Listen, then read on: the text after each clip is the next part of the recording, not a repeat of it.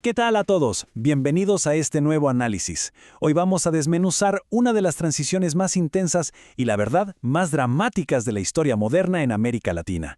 El paso de las dictaduras militares a la democracia y ese choque radical hacia el neoliberalismo en Bolivia durante los años 80. Es una historia llena de crisis extremas y cambios profundos que siguen haciendo eco hasta el día de hoy. Así que, arranquemos. A ver, para que dimensionemos la gravedad del asunto, escuchen bien esta frase. Ciudadanos, Bolivia se nos muere. Así, con esas palabras exactas y escalofriantes, el presidente Víctor Paz Estenssoro se dirigió al país en agosto de 1985. Y créanme, no era ninguna exageración política, era el diagnóstico real de un Estado que estaba literalmente al borde del colapso total.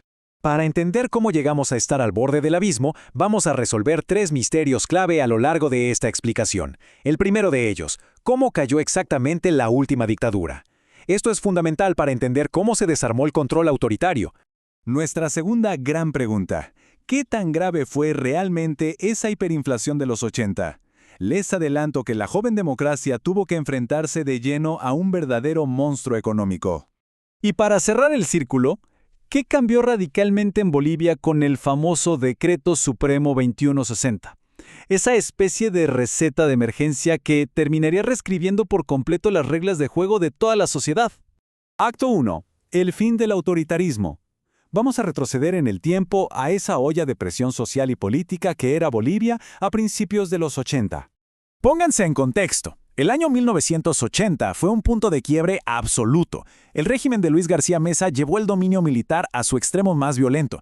Los registros históricos nos muestran un nivel de represión nunca antes visto, sumado a algo increíble, un escándalo global por los vínculos del Estado con redes internacionales de narcotráfico. Básicamente, una crisis institucional llevada al límite absoluto, con un Estado dedicado a reprimir a su propia gente. Imagínense esto. Desde 1964, Bolivia venía atrapada en un ciclo interminable de gobiernos militares. Sin embargo, tras el violento episodio de 1980, el desgaste de ese modelo fue tan acelerado que apenas 2 años después, el 10 de octubre de 1982, el retorno a la democracia se volvió inevitable. Fue un cambio rápido, sí, pero para nada fue por arte de magia. Entonces, ¿qué empujó realmente esa transición? Bueno, los cambios estructurales masivos rara vez ocurren solos.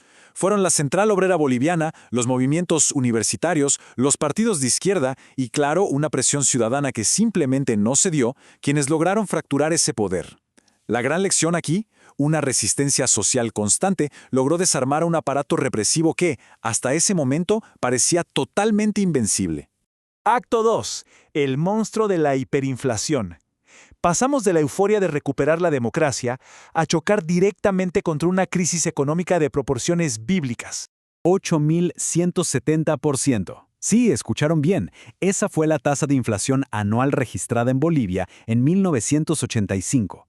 Traten de procesar ese número por un segundo. Esto significa que el dinero perdía su valor no cada mes, sino día a día, hora a hora. El poder adquisitivo simplemente se evaporó, arrastrando a miles de familias a la pobreza inmediata y paralizando toda la economía. Fue un colapso brutal, por donde se lo mire.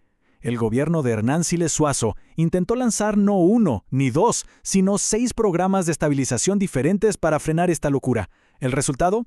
Todos resultaron incompletos o ineficaces. Súmenle a eso la caída de los precios internacionales del estaño y una deuda externa impagable, y bueno, la economía simplemente se descarriló por completo. Llegamos al acto 3, la terapia de choque y el Decreto Supremo 2160. Ante un panorama insostenible, tocaba tomar medidas desesperadas. Justo ahí, el 29 de agosto de 1985, empieza una nueva era. El presidente Paz Estenssoro firma este decreto, aplicando un plan diseñado en parte por el economista de Harvard, Jeffrey Sachs. Era la famosa terapia de choque. Y fue literal un shock. De la noche a la mañana, congelaron los salarios públicos, borraron los subsidios, soltaron el dólar al libre mercado y aplicaron un recorte brutal, pero brutal, al gasto del Estado. En términos prácticos, lo que aterrizó en Bolivia fue el neoliberalismo, un modelo que voltea el tablero. Atrás quedó ese Estado interventor y dueño de todo, tan característico desde la Revolución del 52. Ahora pasábamos a un estado mínimo. El mercado libre, pura oferta y demanda, pasó a tomar las riendas, abriendo la puerta de par en par a la privatización de las empresas estatales. Pero claro, este giro de timón tuvo un impacto humano súper profundo. Piensen en el trabajador de la Comibol, la Corporación Minera de Bolivia. Por décadas, ellos no solo eran el motor económico del estaño, eran la columna vertebral de la identidad popular y del sindicalismo boliviano. Estar ahí era tener pertenencia, derechos laborales garantizados y el respaldo de un sindicato de hierro. Entonces, ¿qué pasó con ellos? Es aquí donde la historia se vuelve realmente trágica. El gobierno usó la palabra relocalización. Suena hasta inofensivo, ¿no? Suena que te van a llevar a trabajar a un lugar nuevo. Pero la cruda realidad fue el despido masivo de casi 30,000 mineros del Estado, sin ningún plan real para reubicarlos. A ver, seamos muy claros. Usar la palabra relocalización fue un eufemismo cruel. Fue exactamente como si te desalojaran masivamente de tu edificio y alguien te dijera, oye, tranquilo, es solo un ligero cambio de ambiente. Y así de golpe, el país pasó de un modelo de solidez industrial, con fábricas, empleos estables y salarios fijos, a la precariedad total del neoliberalismo. Esto empujó a decenas de miles de familias a tener que salir a buscar cómo sobrevivir el día a día. Generó migraciones masivas hacia ciudades como El Alto y provocó la explosión de ese enorme sector de comercio informal que vemos hasta hoy. Conclusión: estabilidad frente a costo social. Es momento de poner todo esto en la balanza. Si miramos solo los números fríos de la macroeconomía, el decreto 210-60 fue un éxito rotundo e inmediato. La terapia de shock líquido esa hiperinflación descontrolada en menos de un año y estabilizó la moneda. Increíble. Pero del otro lado de la balanza, el costo social te deja sin palabras. Desempleo masivo, sindicatos debilitados, exclusión económica y una inmensa fractura cultural para todo ese mundo obrero y minero. De analizar bien estos eventos, nos queda una síntesis muy clara. Estas medidas curaron una emergencia técnica y matemática, sí, pero crearon una enorme deuda social. Y es que la estabilidad macroeconómica sin justicia social genera una tensión que, a la larga, es insostenible. De hecho, esas mismas grietas de exclusión que se abrieron en los 80s y 90s terminarían detonando fuertes crisis políticas décadas más tarde. La historia de Bolivia nos deja una gran lección.